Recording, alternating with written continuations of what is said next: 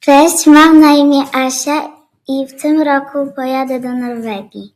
Pozdrawiam. Jestem Lena. Bardzo bym chciała pojechać na Walentywy.